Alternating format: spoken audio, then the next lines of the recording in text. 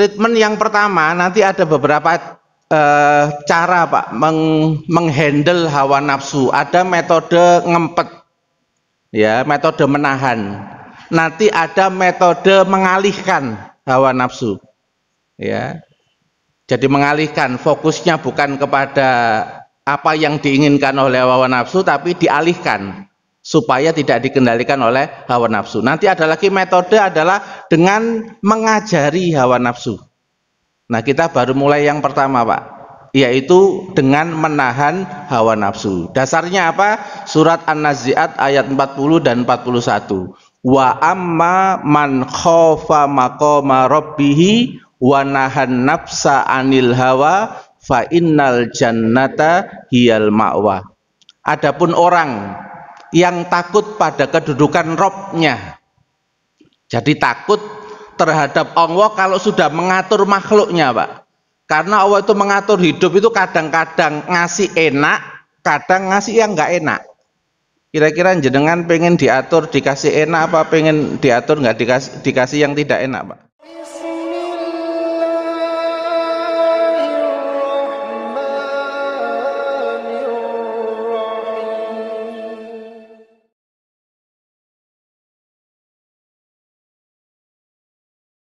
Assalamualaikum warahmatullahi wabarakatuh.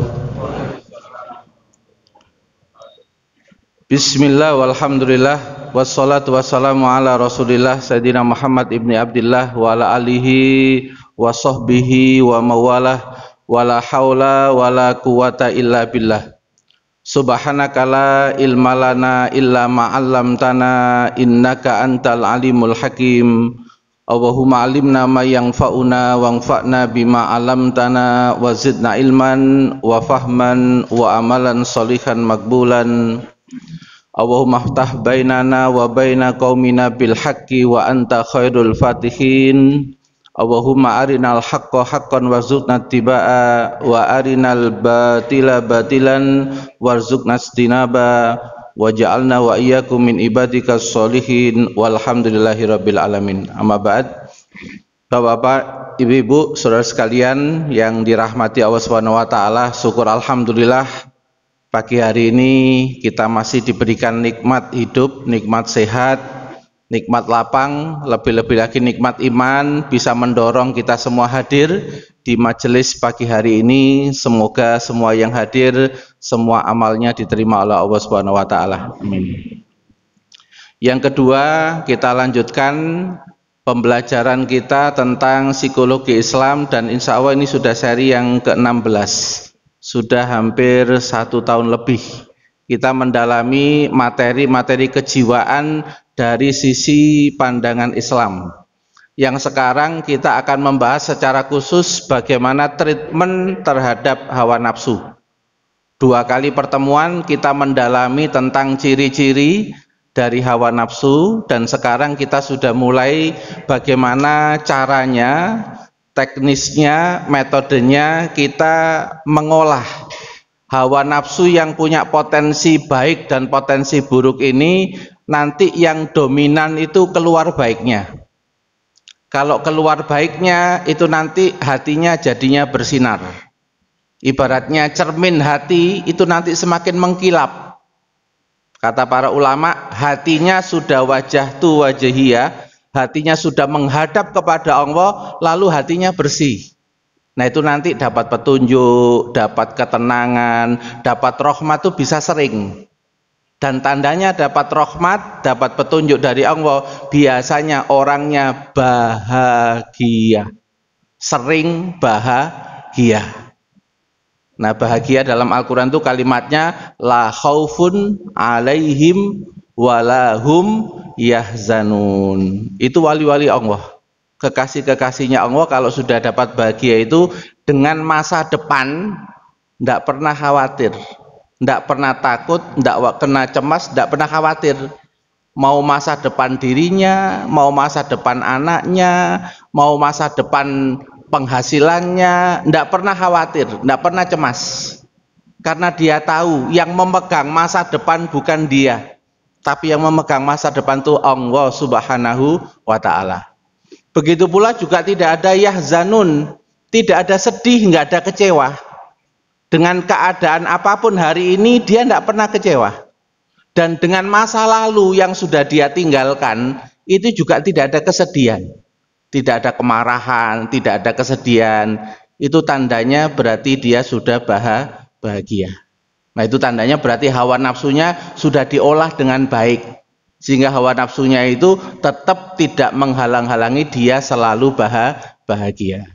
Pengen Bapak Ibu bahagia?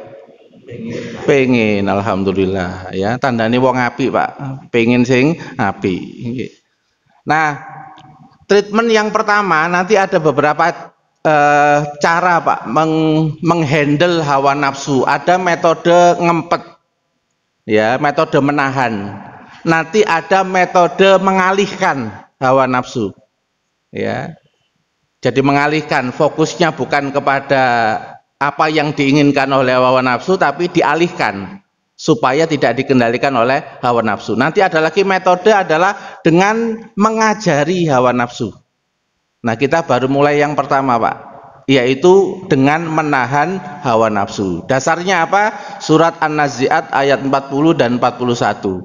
Wa amma man khofa maqama rabbihi wa nahan nafsa anil hawa fa innal jannata hiyal ma'wa.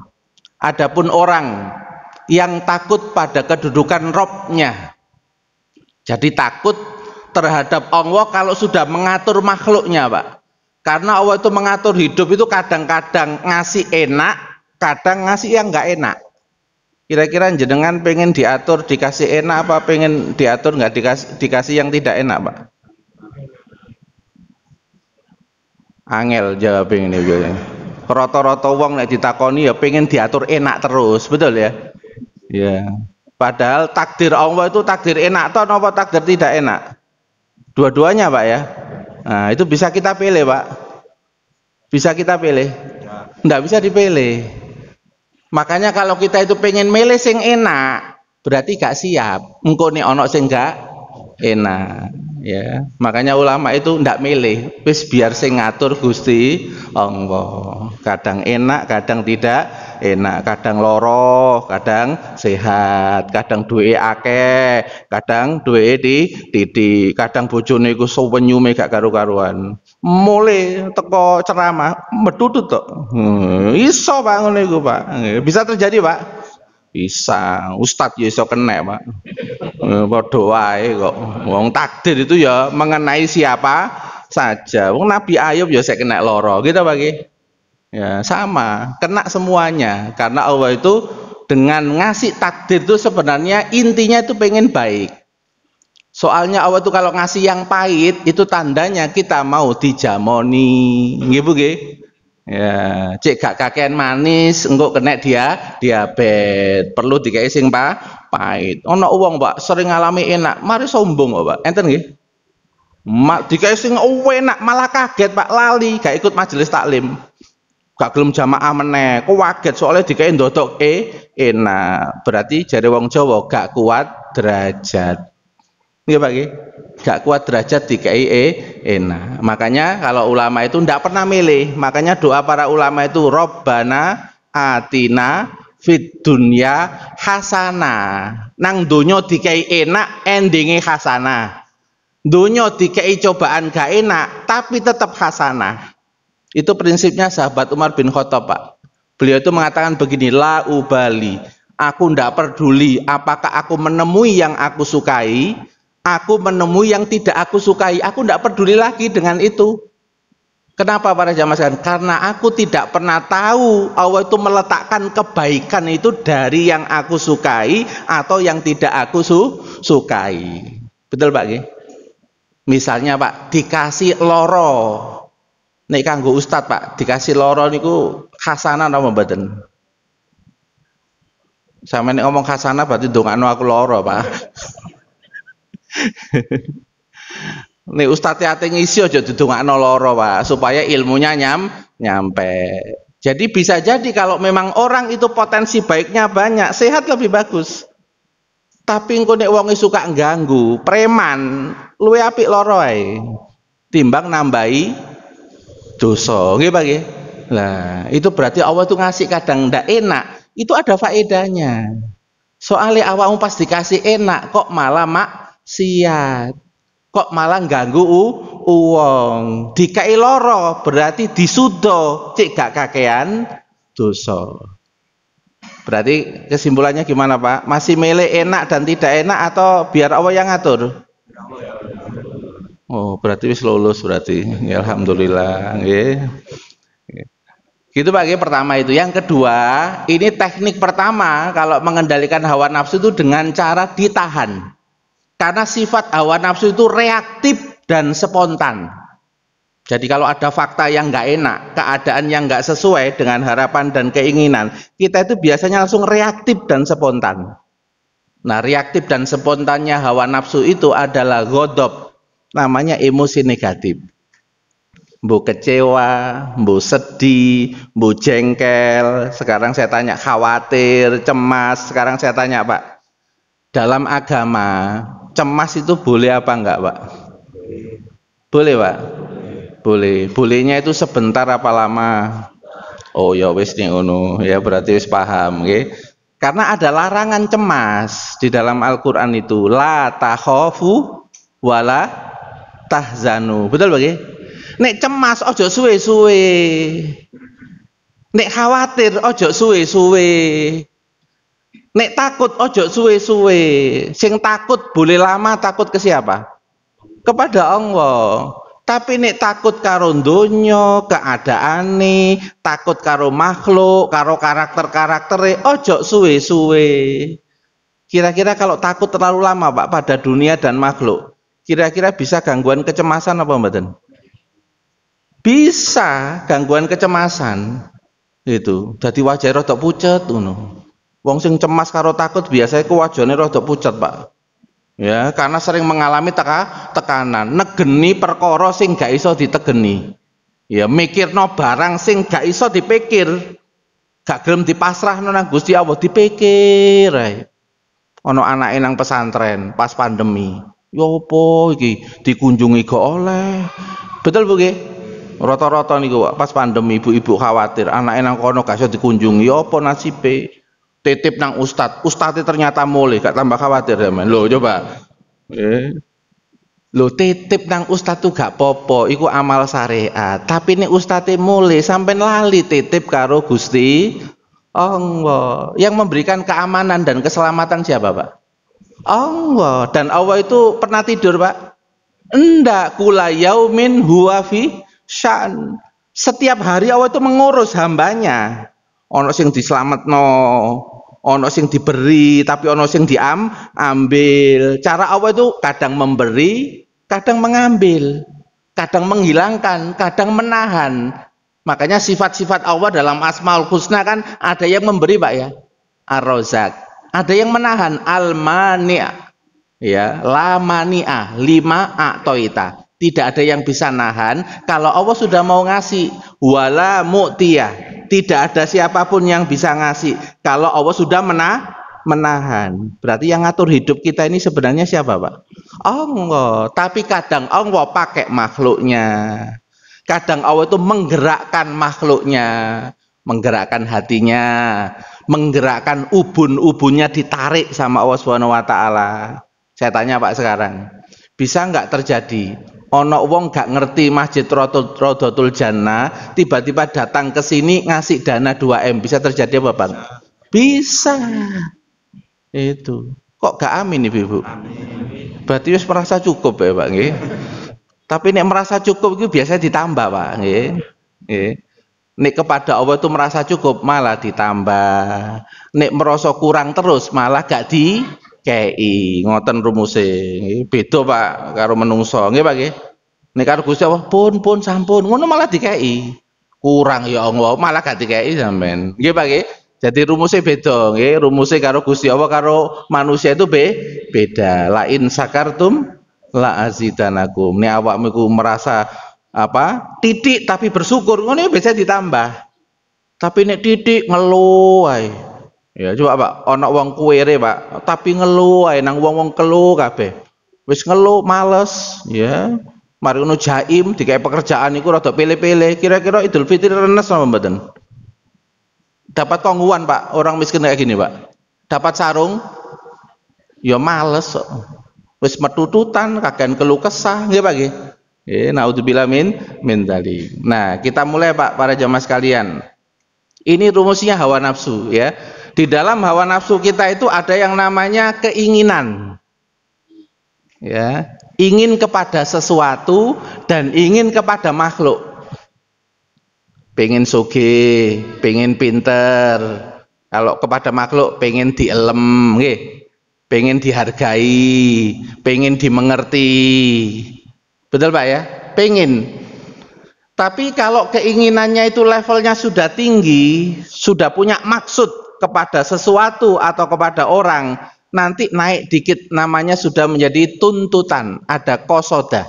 Aroda itu pengen gitu aja Pak. Kalau kosoda itu sudah maksud, sudah punya target, harus itu sudah tuntutan. Nah kalau sudah tuntutan, setelah kosoda ada kalafa, akhirnya membebani. Ngapunten, ono anak umure wis 30 tahun mendhuwur, terus gurung nikah. Kira-kira bapak ibu bingung napa mboten? Bingung. Kira-kira bisa levelnya kosoda enggak? Bisa levelnya menuntut enggak kepada anak itu, Pak? Bahasanya, kon niku umure wis sakmene, ate dadi apa? Ngenteni apa? Kerjaan wis ana, wis tak tawari. Bisa terjadi enggak, Pak ini ya? Bisa. Nah, sekarang saya tanya.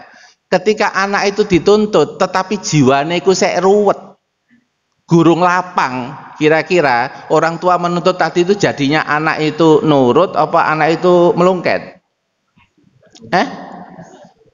Kok gak mantep jawabannya? Ketokane akeh sing nuntut nang kene.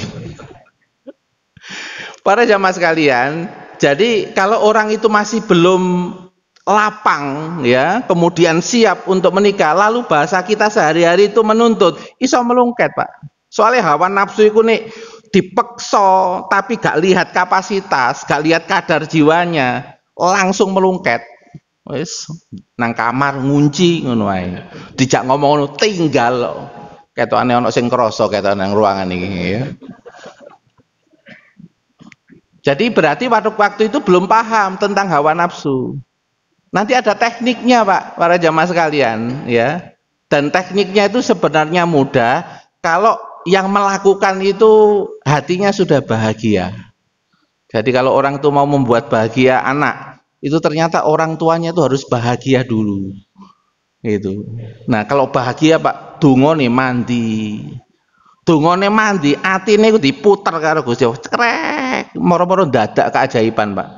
Pak, aku pengen ya Pak. Saiki Pak. Loh kok ndodok. Bisa terjadi apa badan?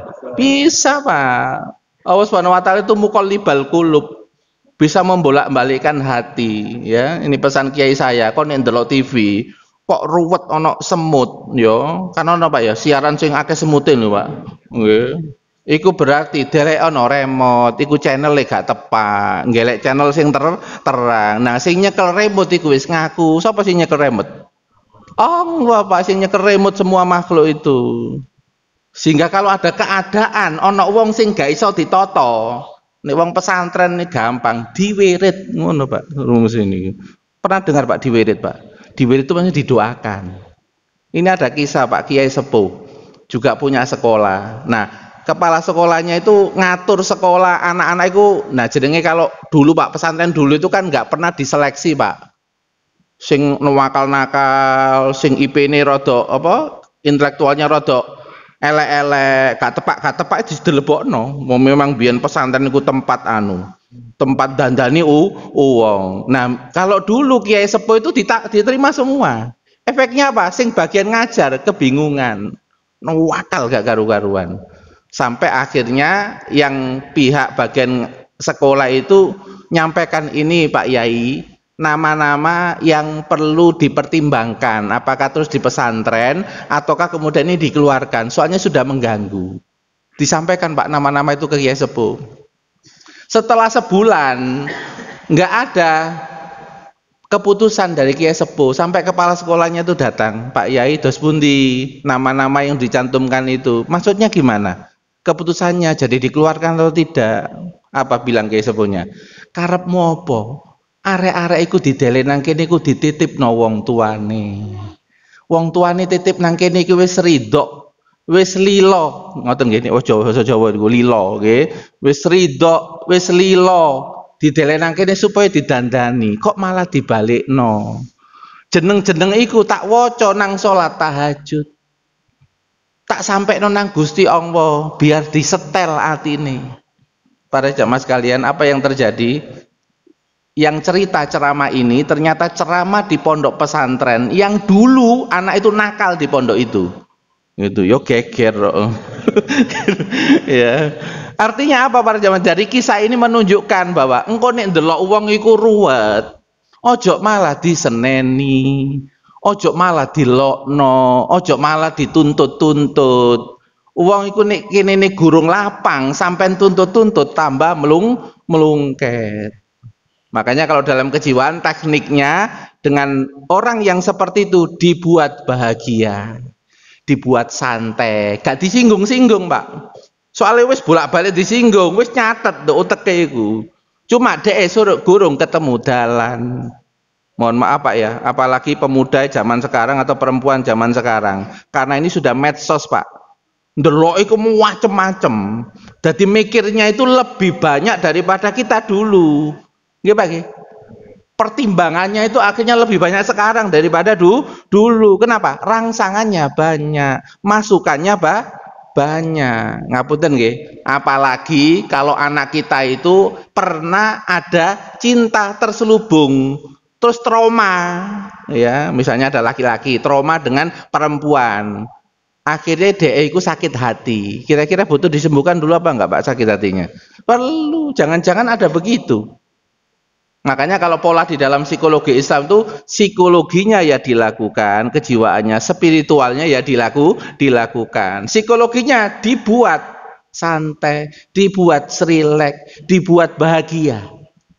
Ngapunten Pak. Orang itu kalau ruwet, misalnya kita punya anak ABG, terus belum ketemu jalan, cita-citanya apa, terus jiwanya itu ruwet, dituntut-tuntut supaya punya cita-cita atau dibuat rileks dan bahagia dulu. Betul Pak ya? Dibuat rileks dan bahagia dulu, jangan dituntut dulu karena nggak siap dituntut. Itu yang dinamakan sudah level tuntutan. Lebih tinggi lagi Pak, nanti levelnya hama. Hama itu ambisi, nggak tertahankan lagi. Seperti kasusnya Siti Zulaikha seneng sama Nabi Yusuf. Kalimatnya itu pakai hamma, walakot hammat bihi, fahamma biha. Dan sungguh Siti Zulaikha sangat berkeinginan, tidak bisa terkendali.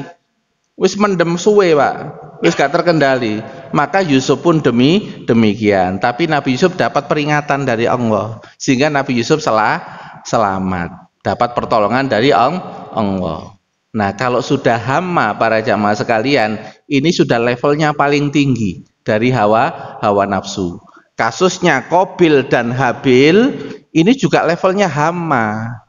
Ya, Qabilnya ini gak kuat nunggu biar dapat perempuan yang dia sukai, betul Pak?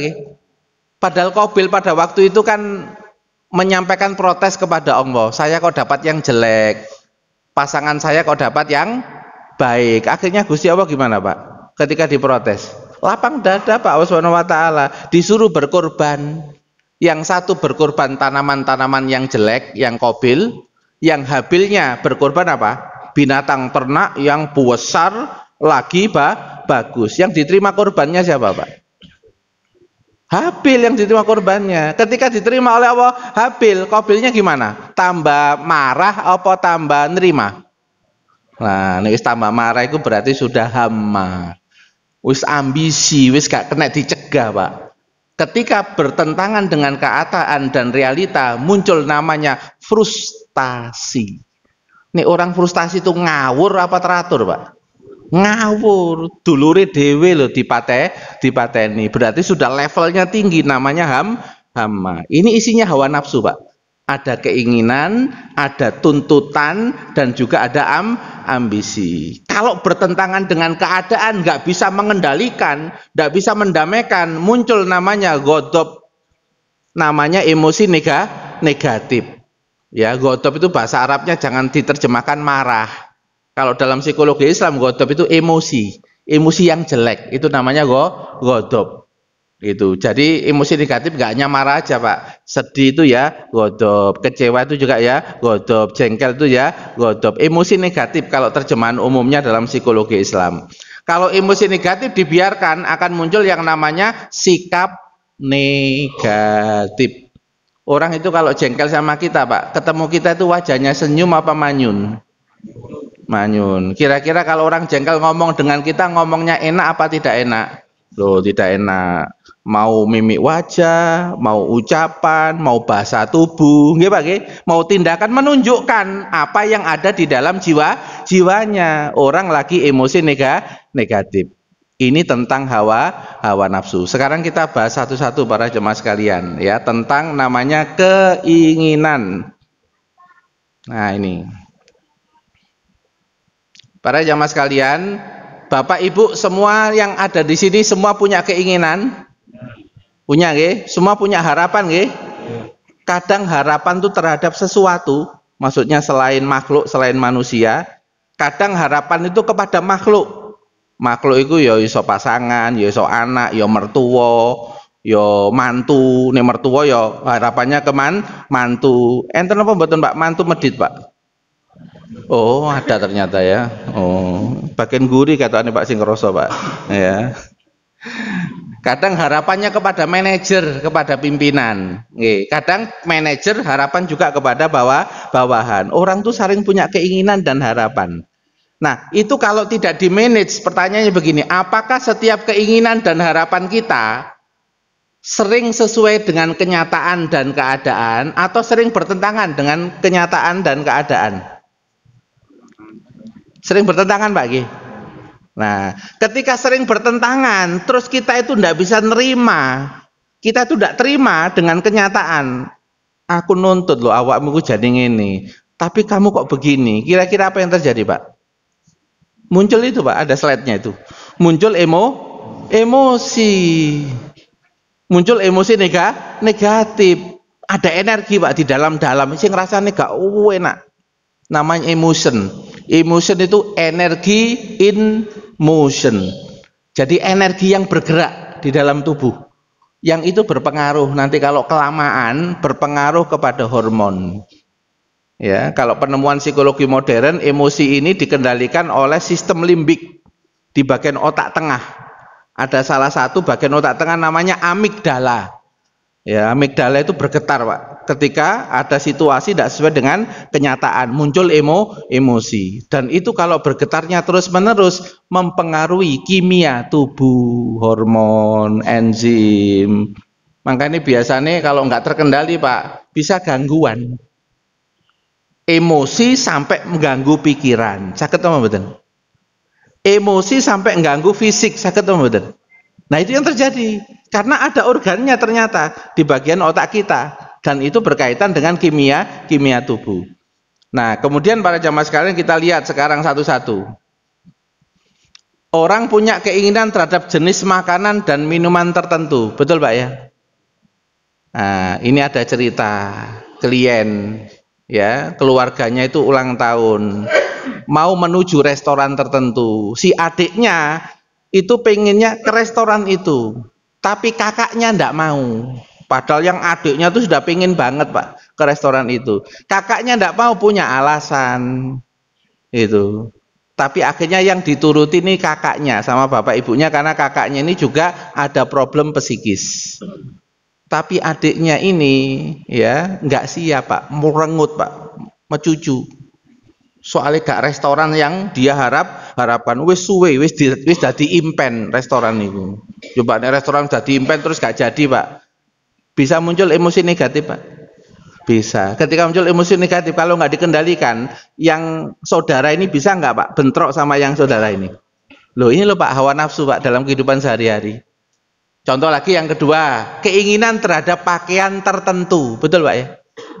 Ya, misalnya, ya ini suami Pak ditanya, Mas, aku pakai baju merah api enggak? Api, itu. Ini mas pakai baju biru ini api nggak? Api, tapi metune ijo Pak. Itu kira-kira bapak-bapak murang-muring apa enggak? Terus pun Pak, murang-muring apa santai mawon? Oh, nek sampean apal biasanya santai. Ngono iku bojoku kok wis tak apalno ket biyen. Dia itu cuma formalitas jaluk pendapat.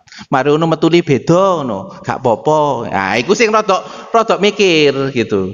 Tapi nek kalau dia ndak pakai pertimbangan akal, kira-kira bisa emosi nggak Pak yang laki-laki? Iso. Ya, batin nang jero.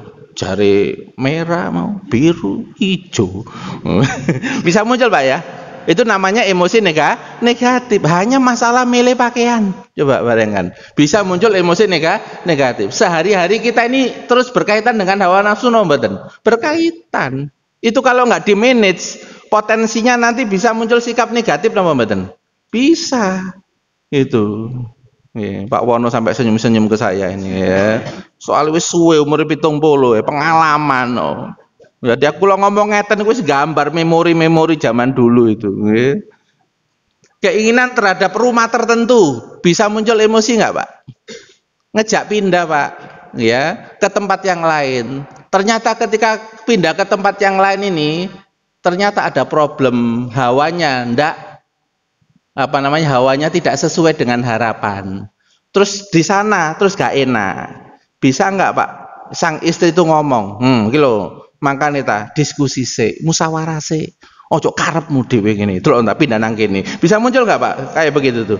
Bisa. Itu. Nah itu hanya karena bicara apa? Beda rumah. Tapi juga bisa menjadi bahan akhirnya muncul emosi karena tiap orang tuh punya keinginan, punya harapan. Kalau nggak dikomunikasikan dengan baik, kita hanya egois terhadap kita. Ada yang nggak siap Pak dengan apa egois pilihan kita. Loh di sini loh Pak, yang disebut dengan butuh kepekaan, butuh sensitivitas.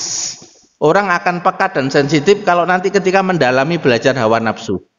Ternyata wong itu ya punya kapasitas ya. Nek aku dengan kapasitasku berhasil, belum tentu wong liya. Betul mboten, Mbak? Ya. Keinginan terhadap sekolah tertentu bisa jadi emosi negatif mboten? Bisa. Pengen nang ITB, Pak. Pengen banget. Tapi bapake ndak punya dana karena adik-adik yo atas sekolah. Ketika daftar pertama UMPTN ITB nggak keterima. Maunya tahun depan mau nyoba lagi, tapi adik nerintil. Ya butuh sekolah sampai bapaknya ngomong ini, wis nak ngalah yo nang adikmu. Padahal kondisinya anak ini sangat pengen sekolah di ITB. Terjadi pertarungan nggak Pak dalam dirinya Pak? Pertarungan. Dia pengen ke ITB tapi ternyata dilarang oleh bapaknya untuk melihat adiknya. Apa yang terjadi? Ini kisah nyata para jamaah sekalian. Akhirnya karena dia ngalah, lalu kemudian ngestu, hormat pada orang tuanya, akhirnya dia bekerja, meneruskan pekerjaan orang tuanya. Ya, di perusahaan tertentu dia gantikan bapaknya. Lama-kelamaan Pak ini jadi orang kepercayaan bosnya. Sampai kemudian menjadi orang nomor 1 di perusahaan itu. Nah, ternyata setelah 6 tahun berjalan, ono penerimaan pekerja, ono penerimaan pekerja. Ternyata sing daftar tekondi ITB sing daftar. Coba bayangkan. Berarti dikasih chemistry nggak sama Allah Subhanahu wa taala, Pak? Dikasih memori Pak sama Allah Subhanahu wa taala. Loh iki lho awakmu ngempet sampai 6 tahun. Ternyata levelmu itu lebih baik daripada orang yang kuliah dari ITB. DE ikut menawarkan untuk dapat pekerjaan, tapi awakmu malah Pak memutuskan dia kerja atau tidak kerja. Levelnya tinggi mana? Ya levelnya tinggi yang punya, yang mengendalikan baru perusahaan. Loh ini loh Pak. Kadang-kadang ketika orang tuh mampu mengendalikan emosi negatifnya, nerima, lalu menjalani dengan baik, Allah itu ndak sarih. Gusti Allah itu ndak sarih. Kamu menahan karena takdirku, maka akan aku berikan lebih baik dari apa yang kamu inginkan. Tapi ngerti nih manusia biasanya belakangan, betul Pak? Nggak langsung nangarep biasanya, tapi ngertinya belakangan. Makanya dalam agama disuruh terus berbaik sangka kepada Allah, husnudon kepada Allah. Ana inda donni abdibi. Aku tergantung persangkaan hambaku. Indonna khairon, kalau kamu nyangka baik, kebaikan akan mengarah kepada kamu. Jika kamu menyangka buruk, maka keburukan juga mengarah kepada kamu. Itu termasuk sing anake gurung nikah-nikah mikire sing apik-apik ae. Biasa ning ini dipilihno sing rada permata karo Gusti Allah iki. Ya, dipilihno sing emas iki karo Gusti Allah, ngerti aku nggih. Kira-kira kalau mikir begitu Pak, orang tua mikir baik begitu untuk anaknya. Nah, mikirnya orang tua itu biasanya tembus kepada anaknya. Tapi syaratnya satu Pak, ibu bapak gak kecewa ketika anaknya masih belum menikah itu nggak ada rasa kecewa. Karena ridhong wa fir ridhol walidain. Ridhonya Allah itu ada di ridhonya orang tua. Ya. Suhtung wa fi suhtil walidain. Makanya kemudian ujian dikasih anak seperti itu berarti lagi diuji. Kira-kira mau nerima nggak dikasih jatah anak yang masih begini? Ketika diterima lalu dijadikan doa, ya Allah saksikanlah saya terima ya Allah. Duwe anak loro, duwe anak telu lanang kabeh wangel koyo ngene ndak apa-apa ya Allah. Ini ladang amal soleh buat saya. Jenengan kok semerap mawon, jenengan kok ngerti aja. Nek kula niki memang jiwane ku gak kenek dijengkelin. Ono anak telu lanang kabeh jengkelin kabeh. Berarti jenengan nglatih sabar. Nggih pun kula terami mboten napa-napa kangge latihan sabar tiap hari. Muga-muga jenengan barengi innang woha ma'as sobirin. Pas terkendali Pak dijengkelin anak, terkendali ndonga. Nggih, ngapunten Pak nggih. Kok ana model anak kaya ngono iku jengkelin, iku siap-siap donga sing apik, Pak. Iku ada cerita kisah nyata itu. Yang Imam Masjidil Haram itu. Seorang ibu sudah mau membuat kue karena mau ada tamu datang. Nah, kue ini dikai pasir ya, Pak. Itu. Kue ini loh mau jadikan hidangan dikai pasir. Nah, ibunya kan muntap, Pak. Tapi muntap dadi donga. Hati-hati kon yo, dadi Imam Masjidil Haram kon yo. Nah, akhirnya jadi imam beneran, gitu loh. Nah itu berarti mampu mengolah hawa nafsu, malah diarahkan menjadi baik. Muga-muga krasa ketokane ono iki ketokane. Kula soalnya kalau cerita klien Pak, itu bukan berarti nyindir jenengan enggak, ya. Kisah itu kadang-kadang sama, tetapi orangnya berbeda. Makanya jenengan kalau lihat sinetron, mesti kan ada kalimat begitu ya. Mohon maaf, ini hanya kisah fiktif belaka. Gitu nggih? Biasanya. Nggih Bu nggih? Oh, nek nggih berarti sering lihat sinetron katanya ya. Ingin naik haji. Ya, kemarin yang sempat kena batal haji gara-gara pandemi. Ada nggak sing melungket, Pak? Emosi marah nggak karu-karuan? Ada nggak Pak? Ada, wis bancaan, wis ngundang ustadz ceramah, yo wis diterno wong akeh, terus ndodok nggak dadi. Kira-kira gimana Pak? Kecewa, berarti muncul emosi negatif. Sekarang saya tanya, yang mengizinkan yang itu terjadi siapa? Allah. Berarti gurung waktu nih awakmu saiki. Ngapunten nggih, misalnya terus gak jadi, terus kemudian 1 tahun berikutnya mau berangkat haji ternyata dia wafat. Sekarang saya tanya, dihitung orang yang berhaji napa mboten? Dihitung. Kenapa? Karena sudah ada tahapan, sudah ada niat dan sudah ada tahapan. Kalau nggak jadi sampai ke Masjidil Haram, tetap dikasih pahala haji sempurna seperti orang yang melaksanakan haji. Loh ini kan kalau nggak dapat informasi begini kan akhirnya saya kecewa terus Pak. Ya, karena kemarin sekitar 2-3 minggu yang lalu saya ngasih pembekalan orang yang mau berangkat haji. Kita ini jadi tamu Allah. Kalau tamu Allah berarti kita ini berada pada area yang dikuasai dan dikendalikan oleh Allah Subhanahu wa taala. Nek nang kono jadi tamu yang baik. Meskipun sing bagian nggawa tamu, bagian travel iku ana sing gak tepak. Iku nek murang-muring ojo nang kono, engko nek mari haji ae baru basen. Ngono lho carane. Iku lho kasih briefing gitu. Jenenge wong namanya jasa ya mesti ana kekurangan lah. Tapi engko nek sampean bahas nang kono, kualitas haji sampean dadi elek. Wong dilarang debat, nggih Pak nggih? Dilarang ngelokno. Nah, gara-gara pelayanan ndak sempurna, tidak sesuai ekspektasi, nggak karu-karuan. Nah ini biasanya ujian orang-orang yang punya karakter ini Pak, karakter apa namanya perfeksionis. Ini ujian, Pak. Kalau punya karakter perfeksionis ternyata di sana itu enggak perfeksionis. Itu ujian besar. Nek berhasil pahalanya gede, Pak. Wong dia punya kelemahan di situ lalu dikasih ujian seperti itu di tempat Masjidil Haram. Kok bisa mengendalikan? Pahalanya gede. Karena perjuangannya besar. Coba, ngapunten. Ini kan orang yang marah-marah dan emosi karena nggak berangkat haji kan karena nggak punya pemahaman ini. Bahwa nih awakmu gak sampai berangkat bahkan kemudian wafat itu tetap dicatat sempurna pahala haji, nggak dikurangi sedikit pun sama Allah.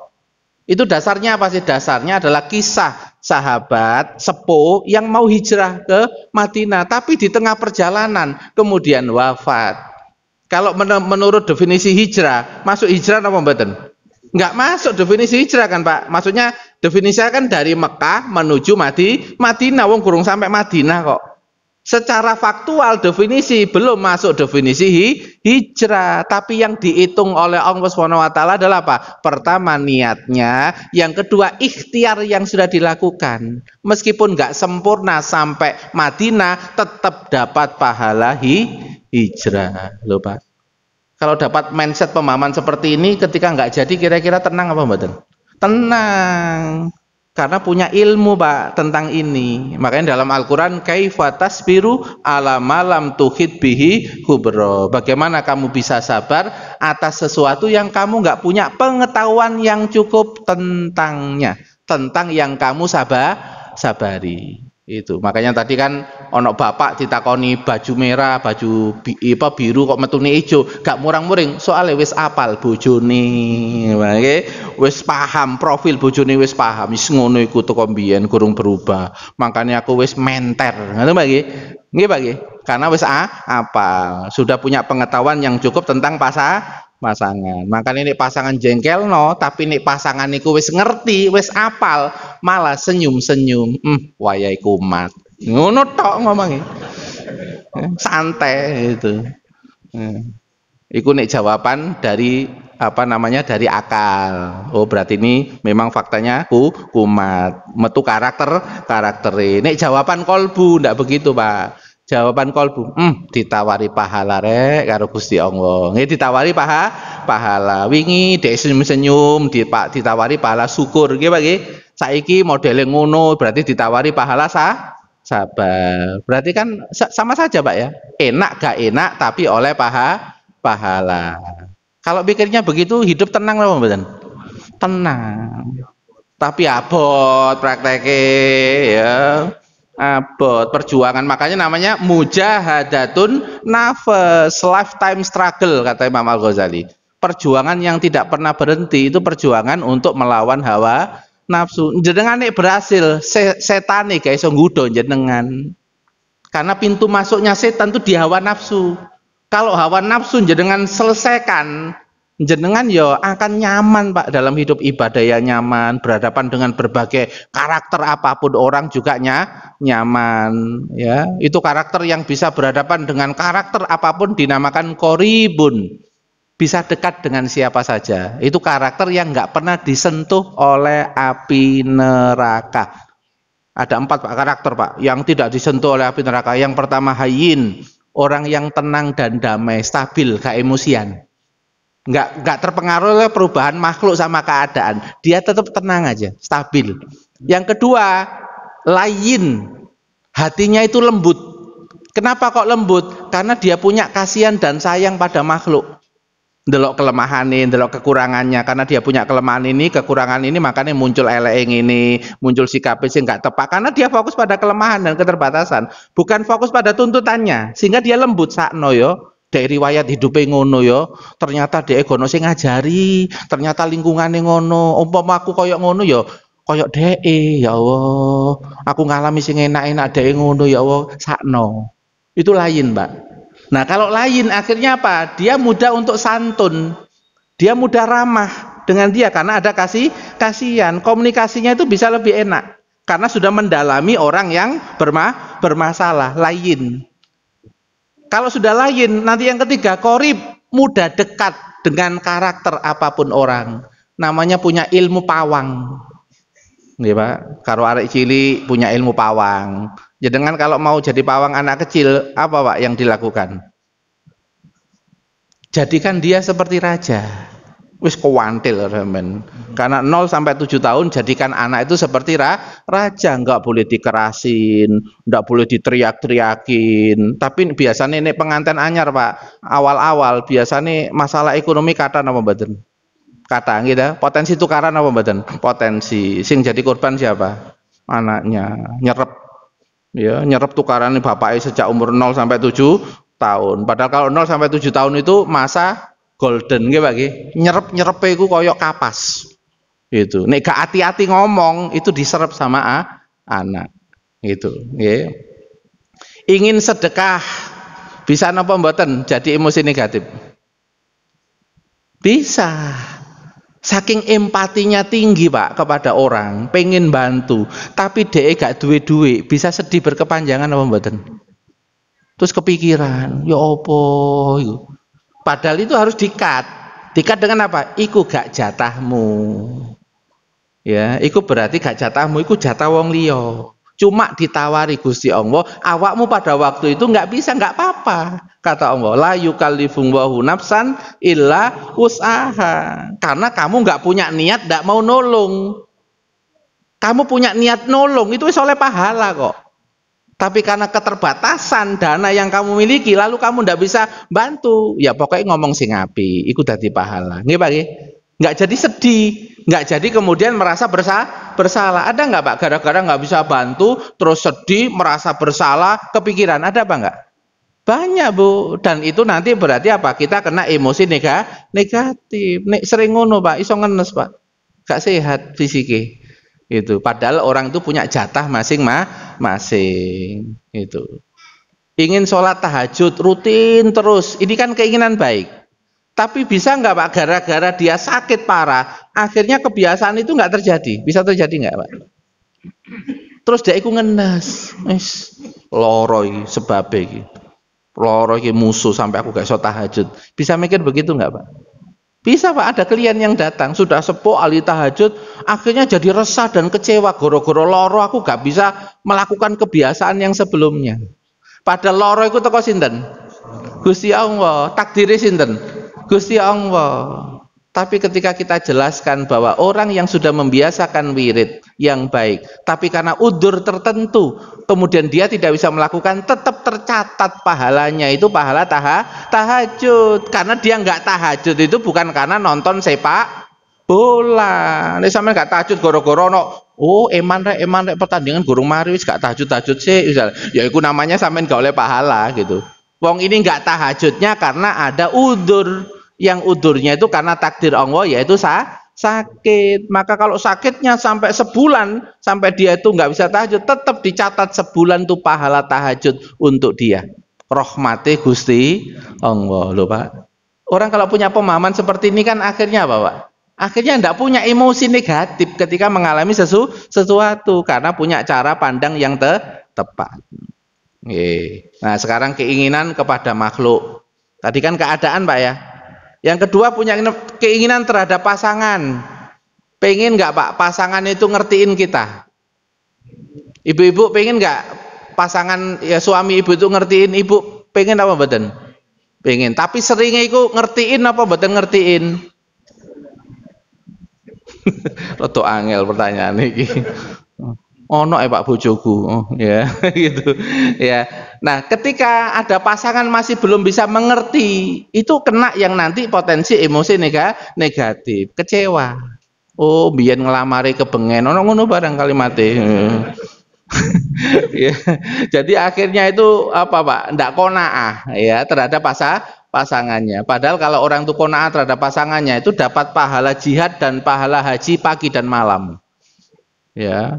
Dengan kekurangan pasangan, dengan keterbatasan pasangan. Kok dia tetap puas saja? Kenapa dia puas? Karena dia fokusnya pada kelebihannya. Bojoku iku elek tapi gak tau loro blas, kesamber bledek ya gak popo. Anakku 5 diatur kabeh karo istriku. Memang teko wajah ya kurang, tapi ning ngurus anak, ngurus aku gak karu-karuan. Nek fokus karo iku Pak, bersyukur napa mboten? Bersyukur. Sampean garai bersyukur itu garai jenengan gak bersyukur itu gara-gara fokus wajah sing elek. Makanya nek duwe bojo sing elek, nek arisan sampean pesen, "Mah, engko nek arisan kumpul sing elek-elek ya, aja sing ayu." Garai aku gak bersyukur. Ya, engko nek pas tak jemput sampean ketu grup sing elek. Ya, aku cek iso bersyukur. Jadi sampean ku bantu aku. Betul Pak nggih? Kan itu masalah fokus. Itu nanti teknik kedua Pak, hawa nafsu Pak, nanti mengalihkan fokus, belum waktunya itu ya, tapi sudah ada bocorannya ya. Tekniknya seperti itu. Jadi terhadap pasangan, terhadap anak ada nggak Pak? Anak itu kalau dituturi bantahan ada ya. Kalau diomongin dia nggak nurut, bahkan melakukan berkebalikan, ada apa enggak? Ada banget ya. Apalagi dalam kehidupan sekarang dia luwe mentingin HP nggak Pak ya? Ya, biasanya ngomong si, podo ae Pak, namanya anak, apalagi anak sekarang, dia kena distrak sekarang dalam fase kehidupan modern seperti ini. Distrak apa? Digital. Itu. Dia tidak bisa menerima masukan terlalu lama. Bagi dia apa? Berisik.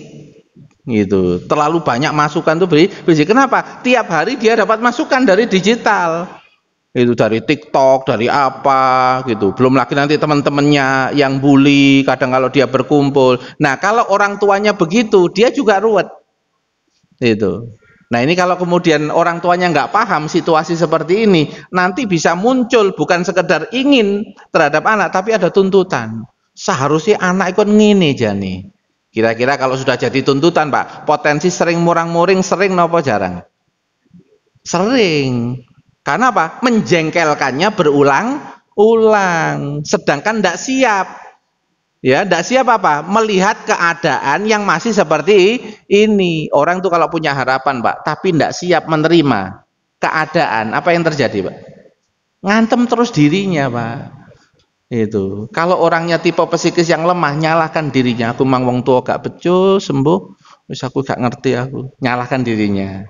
Tapi kalau orang tuanya yang ekstrovert, iso nyalakan anaknya, bahkan marah-marahin anaknya. Bisa berlebihan nggak Pak marahnya? Bisa. Loh ini loh Pak, yang dinamakan bahwa ketika orang itu punya harapan, punya keinginan, itu nanti akan diuji dengan keadaan. Dan keadaan itu adalah takdirnya Allah pada saat itu. Nah yang ditunggu oleh Allah adalah pada saat itu nerima nggak sekarang masih begini. Kalau pada saat detik itu mau nerima, oh nggih ya Allah jatahnya sekarang dia begini, saya terima, ini berarti saya masih dikasih jatah anak yang masih belum nurut, ya anak yang masih bantahan. Nah sekarang saya tanya Pak, anak yang nggak nurut dan anak nggak bantahan, ini anak yang tidak berbakti kepada orang tua atau anak yang masih belum tahu caranya berbakti pada orang tua? Ini jawaban pertama dan kedua beda loh Pak rasanya. Ya. Kalau jawaban yang pertama itu berarti tuntutan kita yang lebih besar. Jane anak kan kedung ini. Seharusnya anak kan seperti ini. Betul ya Pak ya? Nah itu berarti dia ada egoisnya.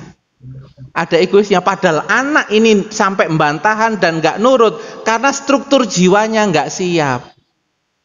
Karena jiwanya juga diaduk-aduk oleh berbagai hal di sekitarnya. Kadang nyuntuh temannya. Bisa terjadi apa enggak Pak? Bisa pengaruh lingkungan. Bisa juga dia tidak siap dengan reaksi orang tua yang juga temperamen. Terus anaknya tipe yang psikis keras. Dia juga suka bantah. Loh Pak. Maka yang selamat itu yang kedua. Berarti dia masih belum tahu caranya. Untuk berbakti kepada orang tua berarti perlu untuk ditolong, perlu untuk dibantu. Berarti kalau kita menolong dan membantu orang itu harus dekat dengan kita apa ada renggang dengan kita Pak kalau kita mau bantu? Dekat. Makanya kalau ada problem-problem anak itu pondasinya adalah apakah orang tua itu dekat sama anak itu? Apakah orang tua itu memang betul masih ada kepercayaan kepada orang tua itu? Kalau masih belum dekat dan belum ada kepercayaan, jangan sekali-kali tausiah dulu, jangan. Potensinya anak hati nih tambah keras karena sampai tambah jengkel. Itu. Karena kita ini seperti jenengan dengan saya menyampaikan materi seperti ini, jenengan mau mendengarkan. Karena jenengan nggak ada masalah dengan saya. Coba kalau kemudian jenengan ada masalah dengan saya, kira-kira gimana? Ceramah tok, ngomong isoni. Betul apa enggak, Pak? Betul, itu alamiah begitu, Pak. Itu. Karena untuk menyetel hati orang itu, pertama yang harus dibangun adalah mereka percaya apa enggak dengan kita. Kalau enggak percaya, terus kini ngedabrus, Pak, ngomong aja terus. Gak dilebokno hati, meskipun wajar rodok senyum, tapi senyumnya sinis. Nang jero iku batin. Iso ngomong, buktine lho, gurung nyaur utang nang aku. Janji meleset ngene kok itu. Padahal gurung didalemi, meleset itu sebabnya apa gurung didalemi, Pak. Tapi dia sudah suudon terlebih dahulu loh, itu loh, Pak, ya. Orang itu bisa begitu, Pak. Makanya kemudian kalau ada kata-kata kita kok masih belum diambil oleh anak, jangan-jangan anak itu ada ketidakpercayaan dengan kita. Jangan-jangan dulu ada satu kejadian yang membuat dia trauma dengan kita, yang itu masih belum selesai dia itu dengan kita, sehingga apa? Akhirnya emosi itu, Pak, yang bergejolak. Teorinya, Pak, dalam kejiwaan, kalau emosinya tinggi, akalnya turun. Orang kalau emosian, Pak, berpikirnya jernih apa ruwet? Ruwet. Kalau orang ruwet, nerima ceramah, masuk apa enggak masuk? Nah itu loh, Pak. Itu. Ini teorinya begitu. Makanya kalau anak kita lagi emosi, ojo ditausiai. Ya, gak melbu. Malah anak ngomong mama jahat, malah ngono deh. Itu.